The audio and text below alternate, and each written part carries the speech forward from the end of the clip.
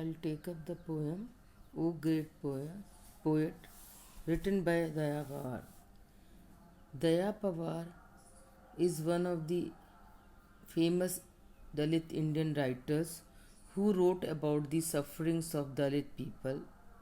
As he himself belonged to the Meher community, which is a Dalit community, he has had first-hand experience of the sufferings, and so he brings out the real condition of the Dalit people through his poems. The present poem, O Great Poet, is an attack on Valmiki, who himself belonged to the Dalit community, but Dalit Pawar, attacks him for not writing even a single verse on Dalit people. He's Dalit, Daya Pawar says that he has written so much about Ram and Ram Rajya, but had he written, even a single line or a single verse on the sufferings of Dalit people, then he would have considered him as a great poet. So, in the present poem, Daya Pawar questions the greatness of Valmiki as a poet. He addresses the poem to Valmiki. O Valmiki, should you sing the praises of Ram Rajya because you are the great poet of poets? So the poem, begins with an interrogative sentence. He says that you are considered to be a great great poet of poets, means he is one of the greatest classical poets, but then should he sung about the praises of Ram Rajya? He is questioning Valmiki that though you are such a great poet, but as a great poet, should you have sung the praises of Ram Rajya? Ram Rajya. So this is a rhetorical question, and the answer is, implied that according to Daya Pawar, Valmiki should not be considered as a great poet. Seeing the heron's wounded wing, your compassionate heart broke out in lament. Now, in his personal life, Valmiki is considered to be a very, compassionate, sympathetic, and sensitive person, and he is referring to an incident. Heron is a large, fish eating bird, so he is, referring to an incident when Valmiki saw a bird wounded sing wing, and he was filled with sympathy and pity for the bird, and he broke out in sorrow. And Valmiki was so sensitive, Daya Pawar says, that when he saw a bird's wounded wing, his heart, which was full of sympathy and pity, you know it lamented or expressed sorrow over the injury of the bird. And he says, you who were so sensitive, how could you be so insensitive not to sing or not to express the sufferings of the Dalit people whom he has been a part? He says, you yourself, you were born outside the village in a shunned neighborhood.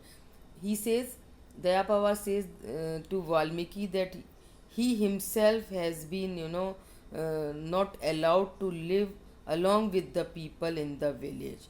Rather, and therefore he was not born, even his parents were not, allowed to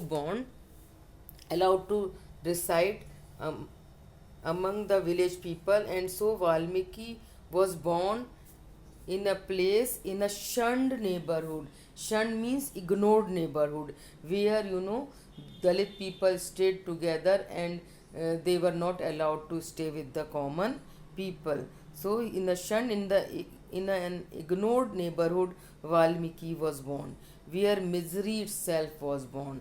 He says that the place where people like Valmiki and other Dalit people, they are born and where they are live, their misery or their sorrow starts from there only. Never festooned with fruit or flower. Festoon means to be decorated on a festive season or on a festival. He says, you yourself were never hung with decoration, either fruit or flower.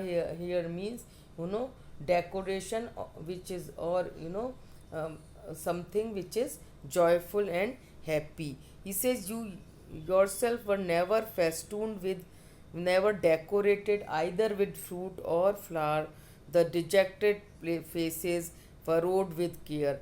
He, Dayapavar says to Valmiki that you yourself grew up among the faces who were totally depressed, dejected, sad, and depressed, furrowed with care.